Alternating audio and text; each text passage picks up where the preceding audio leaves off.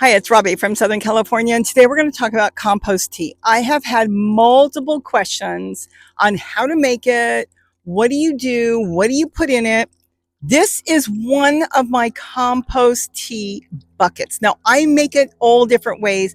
There is no set way. I mean, some people even buy stuff and put it in there, and it costs a lot of money, and you can make your own compost tea that way. But then you've had to buy it at the start and all that. I don't know. How does Mother Nature do it? Compost tea, the leaves fall, they rot, it rains, boom, they got compost tea. Now, if it puddles, the rain is coming down, there's puddles all over, that creates compost tea as well. But we're going to make it for ourselves. And let me tell you something, the plants in here are going crazy. I've got a zucchini taking off and growing now that should be dying back for the winter. And instead, I may end up getting some zucchini off of that. And my tomatoes are doing really good. So I may have them all winter. There are two ways to use the compost tea or to make it. Putting leaves in a bucket and filling it with water. I use tap water from the hose. Don't worry about what water to use. Now, if you're going to use a watering can, and that's the only way you would really need it, and I use a dipper, so it doesn't matter, or something, even a scoop, then you could use one bucket, fill it with some leaves. It doesn't even have to be full. Just whatever you want to put in, whatever your heart desires. You want to put 5 leaves in there, put 5 leaves in there. You want to put a half a dozen, 2 dozen, 10 dozen. It's up to you. Cram them in there and fill it with water. Step back. And when it starts to stink, boom, you've got it. It's ready to go. Do you have to dilute it? Depends on how many leaves you put in. If you didn't put that many, don't worry about it, because I usually just come in, grab it. It's full of rotting leaves, and I water this wonderful strawberry plant that's making a comeback right now. I don't worry about it. And if I run low and I want more, I just add in more water, and it's going to keep cooking. It's going to keep doing its thing. All those microbes in there, the water microbes, are doing their thing, and I can use it for a week or two. So I don't have to worry about it. Now, mosquitoes. We do have mosquitoes here. So what I do is put a lid on it. The lid stops the mosquitoes. That's all. And it will still do its thing, so you can cover it. So I would suggest, if you have mosquitoes in your area, get a lid, for your bucket. You can use a piece of wood or buy a bucket that has a lid. That's simple. If you open it up one day or you forget to cover it and you look in there and there's wigglers in there, what do I do? You got more compost tea. Don't worry about it. When you pour them off and feed all your plants and empty the bucket, give it a quick rinse, and then start over, it's going to be more plant food for your plants. It's a good thing. Just don't let them, it takes 3 days for them to turn into mosquito. Don't let them do that. You want to get all bitten up. But just think of all the mosquitoes you stopped because they came, found your bucket. They laid their eggs thinking, yeah, I was successful. We're going to just spread our babies all over the place. And didn't work, did it? They are gone. It's like we have fish in our ponds. Mosquitoes go there and lay their eggs. Guess where their babies are going that are swimming around? Our fish have fish food. We don't have to feed them. They got all the mosquito larvae they want. Don't fret. Just use it that day as soon as you see it. Don't leave it for a couple days because it takes about 3 days for them to fly off and you don't want to walk over there. I have had that. I walked over to a bucket once. I forgot to have a cover on it. It was like, oh, they are alive and flying at me. So I had to put the cover on and leave it for about a week. They didn't live, and then I dumped it and started over. But keep an eye on it. You'll be okay. Do you want to put a screen top on it? You can. This is the easiest thing to do. Now, why do I have 2 buckets here? That's what I wanted to explain. With 2 buckets, I don't have 2 buckets on this one. Oh, Robbie, what is wrong with you? I have 2 buckets down there. Sometimes I have 2 buckets, and I'll put the video so you can take a look at it and see what I'm talking about. I have videos that have gone into just the tea itself. If you put 2 buckets together, and the blue bucket on the bottom generally is no holes and has water, and the white bucket I put on top, doesn't matter on the color. You use the color you want, use the same color. It does not matter at all. But this way I can look at it and go, oh, there's 2 buckets there. I can pull the top bucket out, and I have all kinds of holes I made with my soldering iron. Just came out here one day with my power station and soldering iron and made a bunch of holes. So what I've done is I've made a sieve, I made a strainer, and I pull the bucket out. All the rotting leaves stay there. I sit it down, lucky plant, whoever had that bucket sitting there as it's dripping down. And then you have clean water. In other words, water with no leaves in it. You can take your watering can, dip it in there, and water around. Wash your hands afterwards, though. But you can water all your plants that way, because if leaves get into your flower pot or watering can, I should say, they'll get stuck in the spout, and then you'll be trying to get it out, and you'll be getting all kinds of wire and trying to push it through. You don't want to do that. So that's the best way. But if you're going to do a scooper, then just use the one bucket. Don't worry about it. Just toss it in. Doesn't matter if it touches the leaves. It's not going to hurt anything. It's natural. It's not chemicals. This is natural plant food. Same thing that happens anywhere where it rains and it puddles. It's natural. So I do try to remember to keep it covered, because, a mosquito can sneak in there and we don't see it. That's why you want to keep an eye on it. And then what you're going to do is, if you see anything, dump it. And don't dump it and throw it down the garbage or anything. If you see mosquito larvae, put it by a tree. Your tree will be so grateful for you that you gave it such wonderful plant food. As far as what to put in it, you can use anything you want. I love collard. It stinks to high heaven. It seems to break down so fast, and the plants love it. But collard is good. It can be tree collard. It doesn't matter.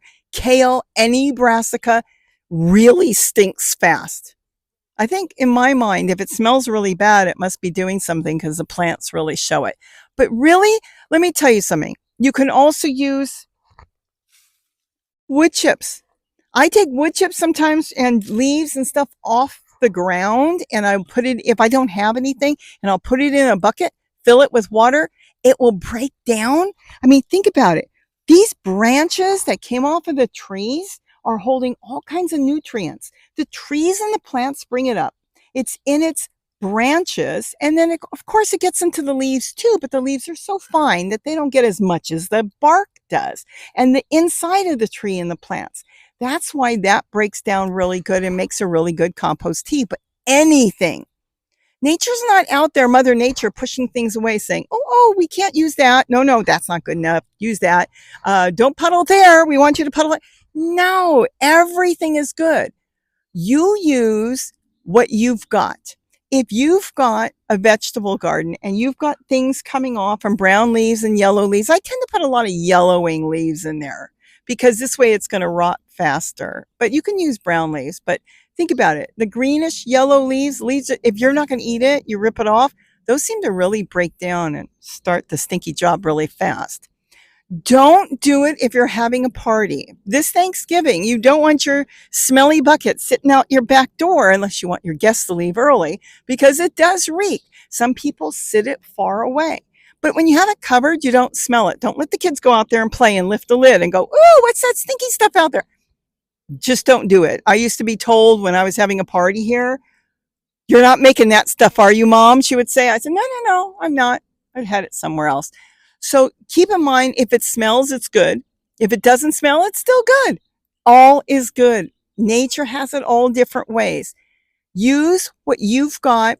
And as far as how many times you should feed your plants, I almost want to say the more the better, but once or twice a week. I've been coming through here, and this poor plant didn't look that good, so I've been giving it almost every day to my strawberry plant, and it just took off. Look at this. Look how big it is. It's starting to spread too. It looks like it's going to multiply. And then the squash is doing really good, and I can't help myself, because I've been starting to give it to the tomatoes, and they're just bursting in the tomatoes. I come through here, I pick a whole bunch, and then I dump in some more compost tea, and I come back and there's a bunch of flowers and more tomatoes. So you give it as much as you want.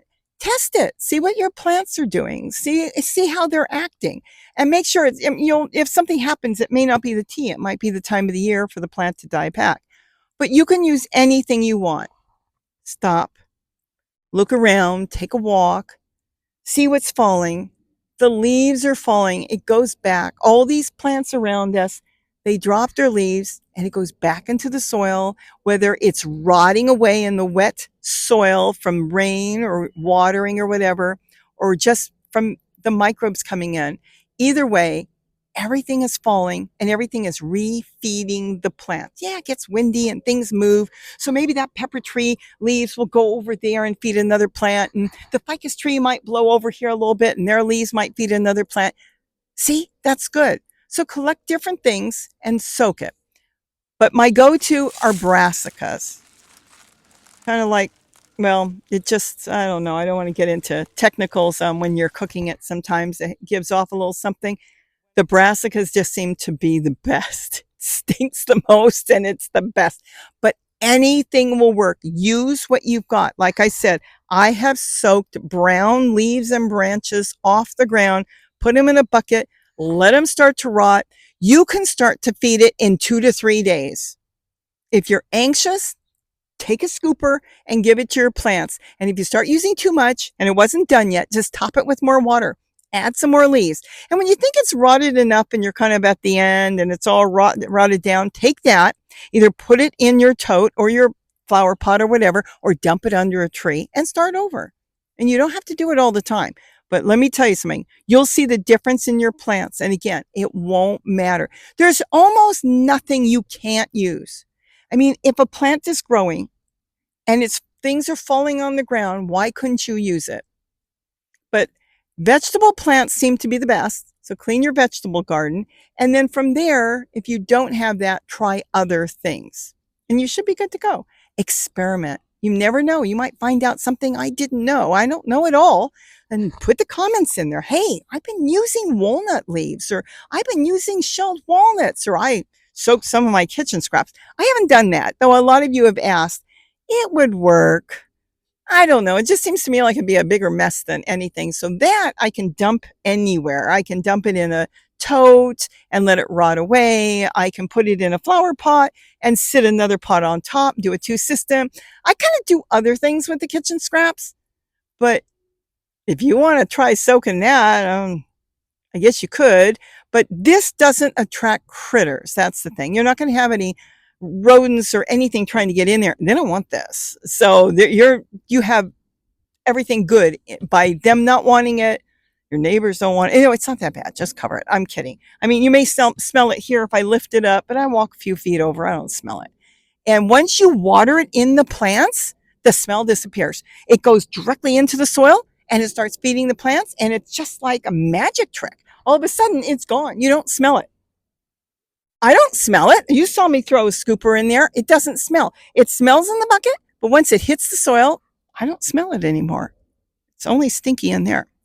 So I hope I answered your question on what you can use it for, how to use it, what to put in it. I think I've kind of covered everything. And if I haven't, ask it again. I'll come back when I'm watering, out here working in the garden, and I will answer your question to the best of my knowledge or the way I do it. And then I want to hear how you're doing it.